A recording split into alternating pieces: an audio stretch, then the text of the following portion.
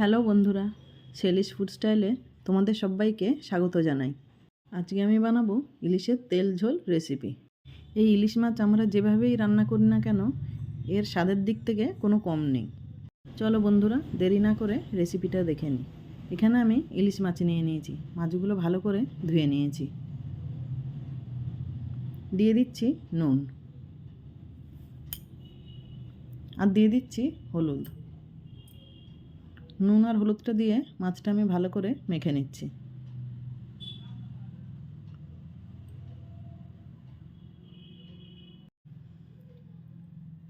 মাছটা নুন হলুদ মেখে আমি রেখে দিচ্ছি। এবার আমি মশলাটা রেডি করে নেব। মশলার জন্য নিয়ে নিচ্ছি 1 চামচ লঙ্কার গুঁড়ো আর দিয়ে দিচ্ছি হলুদ, দিয়ে দেব জিরে গুঁড়ো আর দিয়ে দিচ্ছি 1/2 চামচ ধনে গুঁড়ো। সামান্য জল দিয়ে মশলাটা গুলে নিচ্ছি।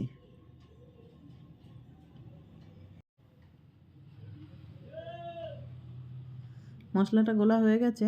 এবার আমি একটা কড়াতে সর্ষের তেল দিয়ে দিচ্ছি। তেলটা গরম হলে নুন হলুদ মাখা মাছগুলো দিয়ে দিচ্ছি।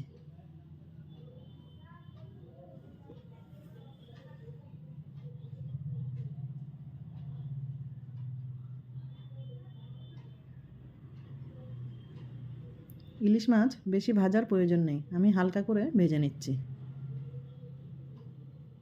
মাছগুলো দুপিটেই ভেজে নিচ্ছি।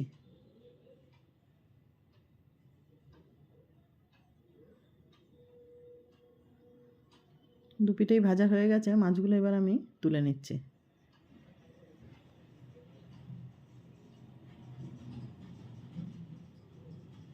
ওই তেলের মধ্যেই দিয়ে দেব কালো জিরে আর দিয়ে দিচ্ছি একটা টমেটো কুচি।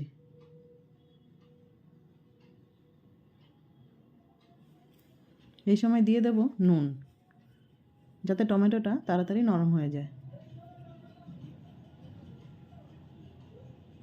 একটু নাড়াচাড়া করে টমেটোটা নরম হয়ে গেলে দিয়ে দেব যে মশলাটা রেডি করে রেখেছিলাম, ওটা দিয়ে দিচ্ছি।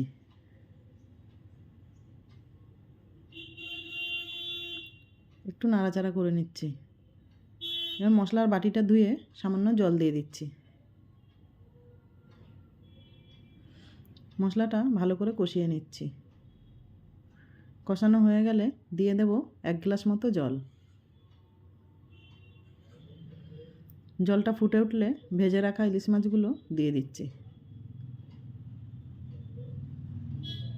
মাছটা আমি 8 থেকে 10 মিনিটের জন্য ঢাকা দিয়ে দিচ্ছি। ঢাকা খুলে দেখে নিচ্ছি। ঝোলটা অনেকটাই শুকিয়ে গেছে, মাছটা রান্না হয়ে গেছে। এই সময় দিয়ে দেব চেরা কাঁচা লঙ্কা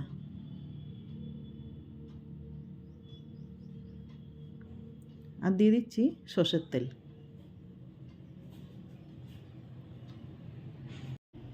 মাছটা পুরোপুরি রান্না হয়ে গেছে।